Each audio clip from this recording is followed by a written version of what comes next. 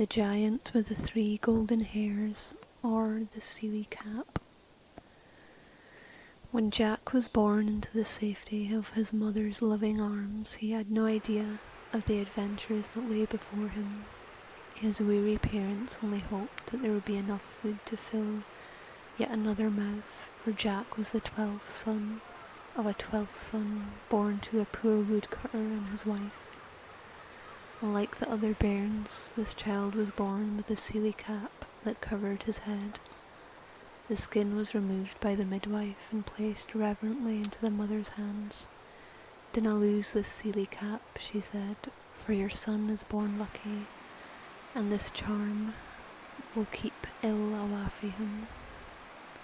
Ruling over the land was a cruel and merciless king. Word came to his ear of the child that had been born with good fortune smiling on him. In fact, it was said by the wise woman, the spae wife, on seeing the bairn, had pronounced that he would one day marry the king's daughter and sit on the throne. Outraged, the king decided he would go see this child for himself. Making excuses to his courtiers, the king left his castle behind, and dressed as a rich merchant with cart and horse, he arrived at the forest where the poor family dwelt. He was taken into the crowded home and fed by a tired, thin woman. As he ate of the simple fare, his eyes darted around the room and alighted upon a well-worn cradle in the corner. "You've a lot of bairns?" "Aye," said the mother, with a gentle smile. "Another newly born too?" "May I see?" asked the man. She nodded and brought over a warmly wrapped and sleeping bundle. Her eyes shining, she said, "This is our youngest son." The king made appropriate murmurs of appreciation. "Another child to take care of, that must be a thought." He caught the fleeting shadow of worry that crossed the mother's face, and spoke again silkily. "You know, I have nae bairns o' my own. I would gladly take this small lad and raise him." The look of horror that crossed the mother's face only made the king more determined. By the time the woodcutter had reached the home, the king had almost persuaded the mother. The two parents anxiously spoke together, but agreed it would be in their son's best interest to be raised by the merchant. The king left a heartbroken family with a satisfied smile on his face, and in the cart, the crude wooden cradle with the baby snuggled down within, his seelie cap hidden beside him. It was not long before the king found what he was looking for, a deep ravine through which rushed a roaring river. Without a second thought, the cruel man heaved the cradle and its contents over the cliff and watched as it smashed into the river and disappeared below the surface. Well pleased with his day's work, the king set off for home.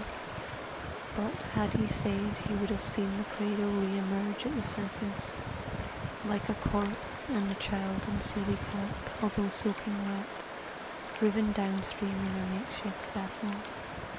Some hours later, a miller was woken by the sound of screaming.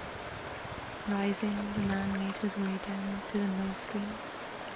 There, swirling in the shallows, was a cradle, and from within came indignant screams of a wet and hungry bairn. The miller and his wife were a childless couple, and happily welcomed the river child into their home, bringing him up as their very own. Years later, the king was out hunting, and after a long day, tired and thirsty, he came upon a mill where he was welcomed in and given refreshment by the wife and her handsome son. "That's a fine boy you have there, madam," the king said, smiling his thanks as the lad refilled his cup of ale. "Thank you, sire," said the mother, smiling proudly. "This is Jack, our lad fae the river." "Fit d'ye mean?" asked the king. "Well, many years ago a cradle was swept downstream, and we found Jack lying inside. We brought him up as our own." The king managed to look interested, and hide the anger and dismay that seethed in his breast. He looked at Jack and felt hate fill his heart, but his words were warm and friendly. "Jack, you're a fine-looking lad. How would you like to come and work for me? Perhaps you could be a soldier or work in my palace." The king could be very persuasive, and by the time the miller had come home, it was all but decided that Jack would enter the king's service. "Jack, can you write?" "No, sire," the lad said, his cheeks reddening. "Dinna worry, son," the king said genially. "I'm going to be hunting for a few more days, so I'll write a letter to my queen which you must tax straight to her when you arrive." "Yes, your majesty," said Jack, overcome by the sudden change in circumstance, and not sure how he felt about them. Amidst much sadness and promise to return, Jack set off the next day with a satchel of food, the sealed scroll for the queen and his sealy cap placed carefully in his jacket pocket. The lad had been given directions, and by nightfall he guessed he was about halfway to the palace. Rain was falling heavily, and seeing a light from a house, he approached the door and knocked. It was opened cautiously, and a frightened woman squinted out into the darkness. "Good evening, may I come in?" "No," she cried, and slammed the door in Jack's face.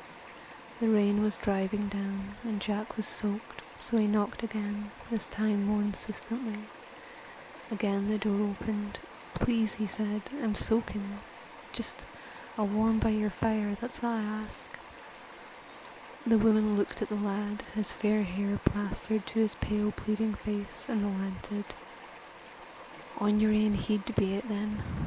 She pulled the door wide for him to enter. With great relief, Jack felt the warmth of the fire beckoning, and soon his wet clothes were off and he was wrapped in a rough homespun blanket, with the woman clucking over him and plying him with hot soup.